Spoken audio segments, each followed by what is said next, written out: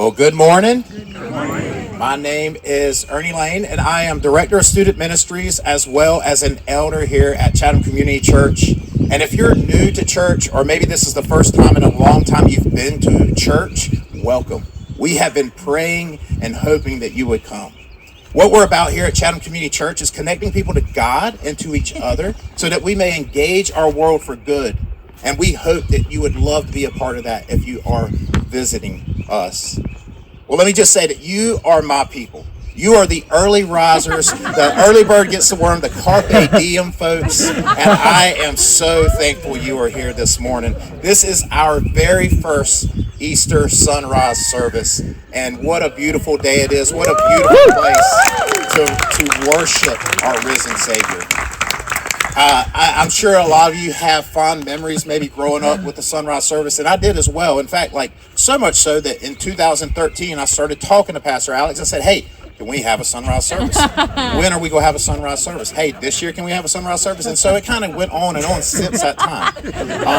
And for a variety of reasons, we just haven't had one. And this year is the first one, and I guess it's a squeaky wheel that gets the grease, because he was like, you want a sunrise service? Great, we're going to have one, and you're going to preach it. So I thank Pastor Alex for that, and I'm just thankful for this day. Not for the sunrise service specifically, but because this is the day that we celebrate with Christians around the world that our Christ is risen. He did exactly what he said he was going to do. He conquered the sin. He conquered the grave.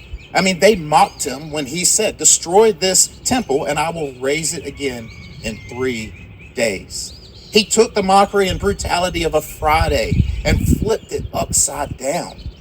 What was meant for defeat turned into victory. What was meant for humiliation turned into happiness. What was meant for sorrow turned into joy everlasting. This passage that Brian just read is one of 4 accounts of the resurrection that we're told in the Bible through the Gospels: Matthew, Mark, Luke, and John. And we see that these 2 women are going to cleanse the body of Jesus to prepare him for a proper burial. You see, they were seeking the body of Jesus. And let me ask you, have you ever lost anything before? I'm pretty sure that we have at some point. Car keys, a wallet, cell phone. I don't know which is worse now, a cell phone or a wallet, but we have lost that at some point. Parents of toddlers or teens, maybe at some point you felt like you've lost your minds, right? But the thing is, hopefully, that we all go looking for what we have lost. Sometimes we find it, and unfortunately, sometimes we don't. But then there are moments when we go seeking, when we go looking, and we actually find something better, something we weren't even looking for. You see, these women woke up early that morning to go look for what they had lost. And what they had lost was something truly, truly dear to them. They had lost a friend. They had lost somebody who worked miracles. They had lost a teacher. They had lost their Messiah. So they went, go honor Jesus. They took spices and other things in order to cleanse the body. Mary Magdalene, who was a devoted follower of Jesus, ever since he had cast out 7 demons from her. It's this love and devotion for Jesus that probably had her at his feet when he was crucified. It's this love and devotion for Jesus that probably had her going there early that morning to do this probably very gruesome task. And they get there, and the angel said to the women, do not be afraid, for I know what you're looking for. Jesus, who was crucified, he is not here. He has risen, just as he said. Come and see the place where he lay. They went looking for a body, but God. And I love every time I get to say that or I read that, but God, because it's so powerful. In fact, I want to encourage you to look to the person beside you and just say, but God. But God. But God knew exactly what they needed. God knew exactly what they needed, not what they were looking for. God knew that they needed hope instead of despair. God knew that they needed an opportunity for joy instead of sorrow. God knew that they needed an empty tomb, not a body. This empty tomb that he provided for them, he provides for me, for you, for anyone willing to believe. That empty tomb showed us of God's faithfulness. That empty tomb represented victory. That empty tomb represented salvation. That empty tomb is why we are here over 2,000 years later celebrating the goodness of God. This gift that he has given us. God knows what we are seeking, and he's probably going to give you something better than what you intend to find. We celebrate this Easter story now because we know the story. But I also think about his disciples, his close followers, his friends, these women. What were they feeling? What were they feeling from Friday to Sunday morning? I imagine that as they were walking there, what they were feeling. It's probably a lot what we feel when we lose somebody dear and close to us, a family member, a friend, a co-worker.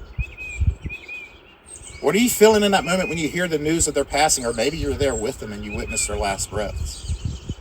Maybe in the moment you're numb or brokenhearted, unsure of what comes next. Maybe in the days that follow, you're just kind of in a fog and a haze and not even sure what time or what day it is. Maybe because you become action-oriented. Maybe you become action-oriented because you know that something needs to be done. Maybe you do it because you're just trying to help somebody else. Maybe you do it because you're trying to take your mind off of the loss. Maybe there's anger that arises. Anger at the situation, the circumstances, maybe even anger at God, maybe anger at the person who is no longer with you. And as these women are going to the tomb, I think, were they feeling all of these things? And then they get there and there's this earthquake. And they're encountering an angel that brought them fear as well. And then the angel tells them, come, look at this empty tomb. And they feel that sorrow start to wash away. They feel hope rising. They feel joy rising because of that empty tomb. They know, in fact, Jesus is alive. Jesus is not among the dead like the people wanted him to be. And because of that empty tomb, we're told that these women hurried away from the tomb, afraid yet filled with joy, and ran to tell his disciples, afraid yet filled with joy. Now, how can this happen? How can we experience this joy? I mean, I know that we can experience multiple emotions at the same time. Sadness and anger, maybe at the loss of something to a careless act. Excitement and nervousness when you get a new job, but you're unsure of the culture that you're walking into. Pride and shame. Proud of the achievement you got, but maybe regretting how you got there, the actions you took, or the words you said. But joy when there's fear. See, the trouble we run into with joy is we try to link it to happiness. We try to just make it a feeling, something that's fleeting. But joy is more of a state of mind. It isn't an emotion. It's a choice that we get to step into. Joy also happens to be a fruit of the Spirit. Joy doesn't change given our circumstances. If that were true, I don't think James would have said in the beginning of his letter, consider it pure joy, brothers and sisters, whenever you face trials of many kinds.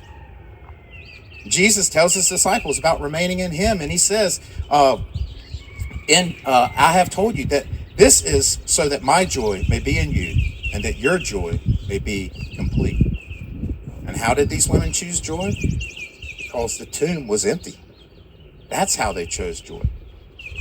And the joy they were filled with, knowing that Jesus is not dead, he is among the living. That is the same joy we get to experience today. Joy knowing that Jesus came as Son of Man, or Son of God, put on flesh, and so that he may die the perfect death. Not because he was sinful, but because we are. And in doing so, when he was dead and buried and rose again, he did it for all of mankind's sins, so that we may have life everlasting, hope everlasting, joy everlasting. The joy that says, hey, God, I'm struggling right now with an addiction, depression, anxiety, jealousy, anger, fill in the blank. But Jesus, you gave me life by giving your own on the cross. You gave me direction, or direct connection to God the Father. How can I not want to step into this joy? We have a wonderful Connect devotional team that writes for us every week. And one of the ones that stood out to me this week was something that Heidi said. And she said that joy does not come from avoiding grief or waiting for everything to fall into place.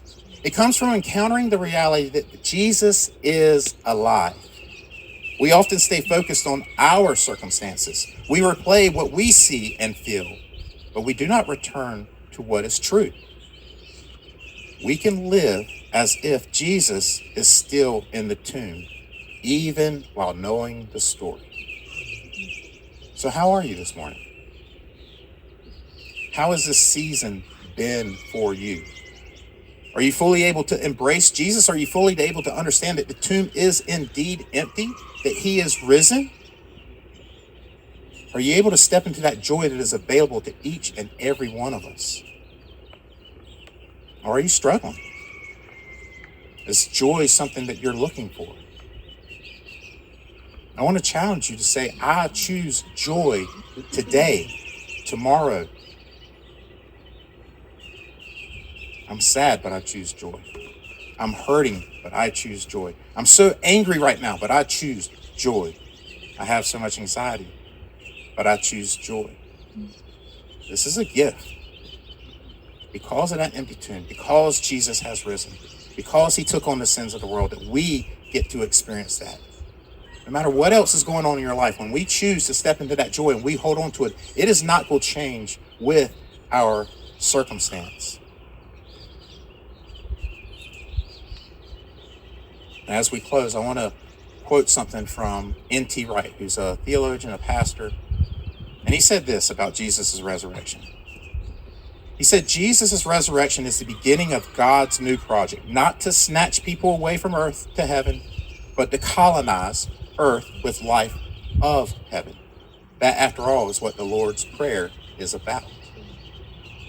And so before we sing our final song, number one, I want to say thank y'all so much for being here. This is awesome. But I would like y'all to stand and say the Lord's Prayer with me. Our Father, who art in heaven, hallowed be thy name. Thy kingdom come, thy will be done, on earth as it is in heaven. Give us this day our daily bread, and forgive us our trespasses, as we forgive those who trespass against us. And lead us not into temptation, but deliver us from evil. For thine is the kingdom, and the power, and the glory, forever and ever. Amen.